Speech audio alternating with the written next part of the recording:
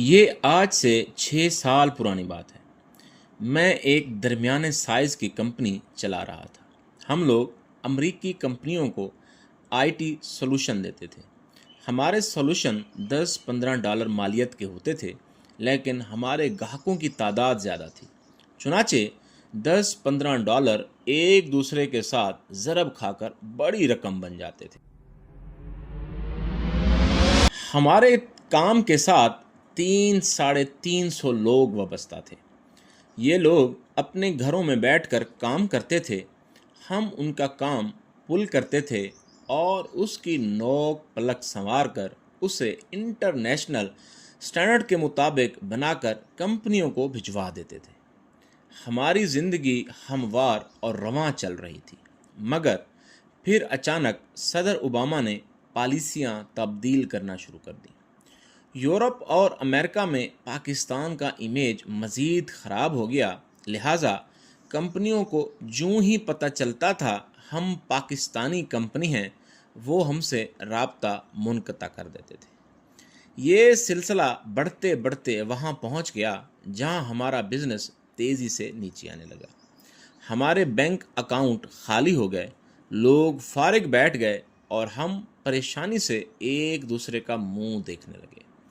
میرا صرف ایک سورس آف انکم رہ گیا تھا اور وہ تھا صحافت۔ میں ان دنوں شدید ڈپریشن سے گزر رہا تھا۔ میں ڈپریشن میں ہمیشہ عجیب و غریب حرکتیں شروع کر دیتا ہوں۔ میں پیدل چل پڑتا ہوں اور چلتے چلتے بعض اوقات کسی اجنبی گاؤں یا دوسرے شہر پہنچ جاتا ہوں، یا میں ایئرپورٹ چلا جاتا ہوں اور مجھے جہاں کی فلائٹ مل جائے میں اس میں چڑھ جاتا ہوں، یا میں ٹرین میں سوار ہو جاتا ہوں یا کسی لوکل بس میں داخل ہو کر سارا دن اس میں گزار دیتا ہوں، یا پھر انتہائی پرانی تھکڑ ٹیکسی میں گھس جاتا ہوں اور اسے کہتا ہوں تم بس چلتے رہو، اور جہاں دل چاہتا ہے اتر کر چل پڑتا ہوں۔ ڈپریشن دور کرنے کا یہ طریقہ میں نے خود ایجاد کیا، اور یہ کم از کم میرے سلسلے میں بہت کارگر ثابت ہوتا ہے۔ میں نے اس دن بھی یہی کیا۔ میں گھر سے نکلا، چوک میں گیا اور انتہائی تھکڑ ٹیکسی میں سوار ہو گیا۔ یہ 1987 کی FX گاڑی تھی۔ اس کا کوئی پرزہ ٹھیک کام نہیں کر رہا تھا۔ گاڑی آگے چلنے کے ساتھ پھڑک کر دائیں بائیں بھی چل پڑتی تھی۔ ڈرائیور گاڑی سے بھی زیادہ بیمار اور بوڑھا تھا۔ میں نے اس ٹیکسی میں بامشکل 1000 میٹر سفر کیا اور میرا ڈپریشن خوف میں تبدیل ہو گیا۔ میں ڈر گیا اور میں ڈرائیور سے ٹیکسی روکنے کے لیے منتیں کرنے لگا۔ ڈرائیور نے بڑی مشکل سے بریک لگائی۔ میں نیچے اترا، جیب میں ہاتھ ڈالا، 500 روپے کا نوٹ نکال کر ڈرائیور کو دیا اور فٹ پاتھ پر پیدل چلنے لگا۔ میں نے تھوڑی دیر بعد محسوس کیا کوئی میرے پیچھے دوڑ رہا ہے۔ میں نے خوف زدہ ہو کر مڑ کر دیکھا، ٹیکسی کا ڈرائیور میرے پیچھے سرپٹ بھاگ رہا تھا۔ میں رک گیا۔ وہ بیمار اور بوڑھا تھا۔ وہ بڑی مشکل سے میرے قریب پہنچا، لمبے لمبے سانس لینے لگا، اور جب سانس بحال ہو گیا تو اس نے گلوگیر آواز میں کہا، سر، میں آپ کے ہاتھ چومنا چاہتا ہوں۔ مجھے میری نام نہاد کامیابی نے اس لیول تک پہنچا دیا ہے جہاں میرے جیسے چھوٹے لوگ خود کو مقدس سمجھنے لگتے ہیں اور ہر شخص سے توقع کرتے ہیں یہ بھی میرا فین ہوگا۔ میں نے اس ٹیکسی ڈرائیور کو بھی اپنا فین سمجھا اور متکبر لہجے میں کہا، نہیں نہیں بابا جی، کوئی بات نہیں، میں بھی آپ جیسا انسان ہوں۔ ڈرائیور نے میری بات پر توجہ دیے بغیر کہا، سر، مجھے 4 دن سے کوئی سواری نہیں ملی تھی۔ میرے گھر میں 2 دن سے فاقہ چل رہا تھا۔ صاحب، آپ فرشتہ بن کر آئے اور مجھے 500 روپے دے دیے۔ میں اب آٹا اور دال لے کر سیدھا گھر جاؤں گا اور اپنی بیوہ بیٹی اور نواسے نواسیوں کو کھانا کھلاؤں گا، لیکن میں گھر جانے سے پہلے اپنے محسن کے ہاتھ ضرور چوموں گا۔ وہ یہ کہہ کر میرے ہاتھ کی طرف لپکا اور میرا ہاتھ اپنے گندے اور کھردرے ہاتھوں میں لے لیا اور میں سکتے کے عالم میں اس کی طرف دیکھنے لگا۔ مجھے اس وقت محسوس ہوا میرا تازہ بزنس فلاپ ہوا ہے، میں کریش کر رہا ہوں، لیکن میں اس کے باوجود اس شخص کی نظروں میں دنیا کا امیر ترین شخص ہوں۔ میں اس شخص کی نظروں میں صرف 500 روپے کی وجہ سے انداتا ہوں۔ فٹ پاتھ پر اس وقت 2 لوگ کھڑے تھے، میں اور وہ ڈرائیور۔ میں خود کو ناکام، ڈاؤن اور لوزر سمجھ رہا تھا، جبکہ میں ڈرائیور کی نظروں میں دنیا کا امیر اور سخی ترین شخص تھا۔ میں نے فوراً ڈرائیور کا ہاتھ پکڑا، اس کا رخ موڑا، اسے اپنی جگہ کھڑا کیا اور خود اس کی جگہ پر کھڑا ہو گیا۔ اور پھر وہ لمحہ آ گیا جس نے مجھے دنیا کی چوتھی سچائی دکھا دی، اور وہ چوتھی سچائی تھی ہم ناکام ہونے، بدحال ہونے اور کریش ہونے کے بعد بھی جہاں پہنچ جاتے ہیں وہ جگہ لاکھوں کروڑوں بلکہ اربوں لوگوں کی زندگی کا سب سے بڑا خواب ہوتی ہے۔ لوگ نسلوں کی محنت کے بعد بھی اس جگہ تک نہیں پہنچ پاتے جہاں ہم اونچائی سے گرنے کے بعد، ناکام ہونے کے بعد ٹک جاتے ہیں۔ ہمارے ملک میں اس وقت بھی کروڑوں لوگ صرف 500 روپے کے لیے سارا دن فٹ پاتھ پر گزار دیتے ہیں۔ ہمیں جس دن پانی کی بوتل نہیں ملتی اور ہم نلکے کا پانی پینے پر مجبور ہو جاتے ہیں، نلکے کا وہ پانی کروڑوں لوگوں کی زندگی کا سب سے بڑا خواب ہوتا ہے۔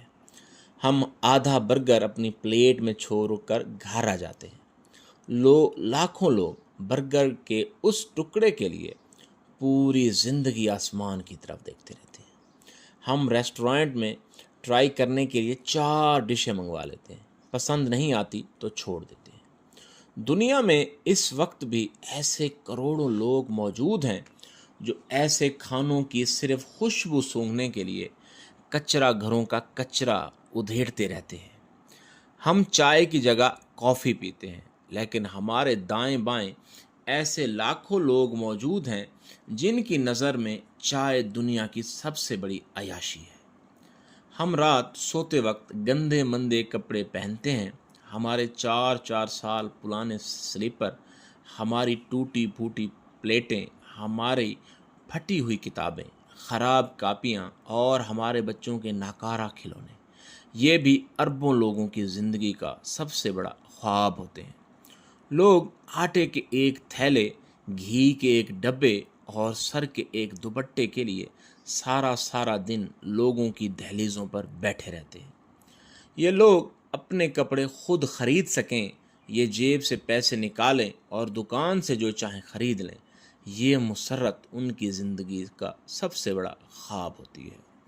یہ اس سطح تک پہنچنے کے لیے گڑ گڑا کر دعائیں کرتے رہتے ہیں۔ ہم میٹرک پاس ہیں، ہم بی اے میں 3 درجے میں پاس ہوئے اور ہم نے 4 سال میں گھسٹ کر ایم اے کر لیا۔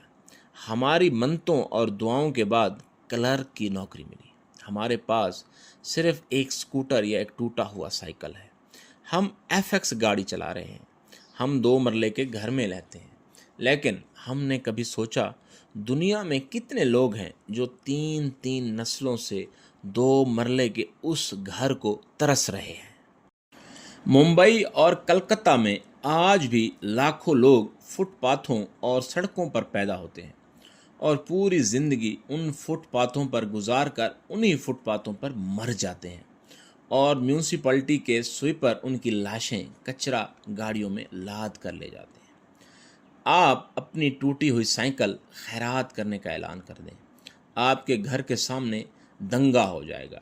لوگ ٹوٹی ہوئی سائیکل کے لیے ایک دوسرے کا سر کھول دیں گے۔ یہ ٹوٹی ہوئی سائیکل ان لوگوں کی زندگی کا ایک بہت بڑا خواب ہے۔ آپ میٹرک کے بعد دائیں بائیں دیکھیں، آپ کو کروڑوں لوگ میٹرک کی سند سے محروم ملیں گے۔ یہ لوگ نسلوں سے ہائی اسکولوں کو حسرت سے دیکھ رہے ہیں، لیکن یہ اسکول کی دہلیز کے اندر داخل نہیں ہو پا رہے۔ ہمارے ملک میں کروڑوں لوگ کلرک کی نوکری کے لیے اپنے جیسے تیسے لوگوں کے تلوے چاٹنے کے لیے تیار ہو جاتے ہیں، اور آپ کو کروڑوں ایسے لوگ بھی مل جائیں گے جو آپ کی پالتو بلی اور جرمن کتے کی خوراک کو حسرت سے دیکھیں گے۔ یہ نسلوں کے سفر کے باوجود اس خوراک تک بھی نہیں پہنچ سکے۔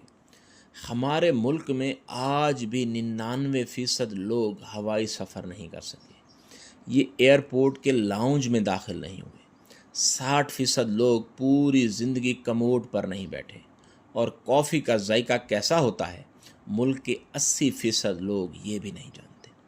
لاکھوں لوگ پینوڈول کی گولی، شوگر کی ٹیبلٹ اور بلڈ پریشر کی دوا کو ترستے ترستے مر جاتے ہیں۔ لوگ قصابوں کی دکانوں کے چھرچھڑے اٹھا کر پکاتے ہیں، اوجڑیاں ابال کر کھاتے ہیں، لوگوں کے اترے کپڑے پہنتے ہیں، 5 سال لوگوں کے پرانے سلیب پر گھسیٹتے ہیں، اور حلوے، کیک اور رس ملائی کے ذائقے کو ترستے ترستے دنیا سے رخصت ہو جاتے ہیں۔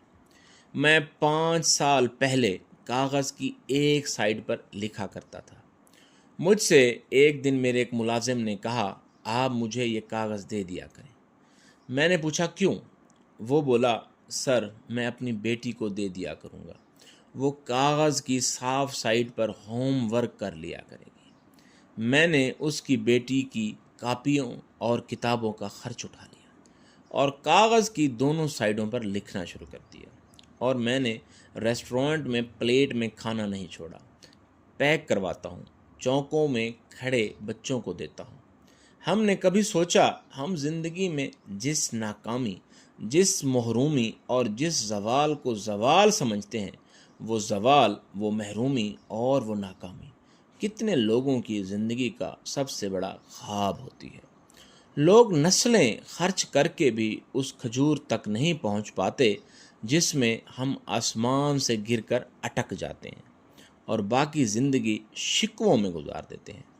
وہ بوڑھا ڈرائیور میرے سامنے کھڑا تھا، میں نے اپنے دونوں ہاتھوں میں اس کے کھردرے ہاتھ پکڑ رکھے تھے، اور زور و قطار رو رہا تھا، اور وہ حیرت سے میری طرف دیکھ رہا تھا۔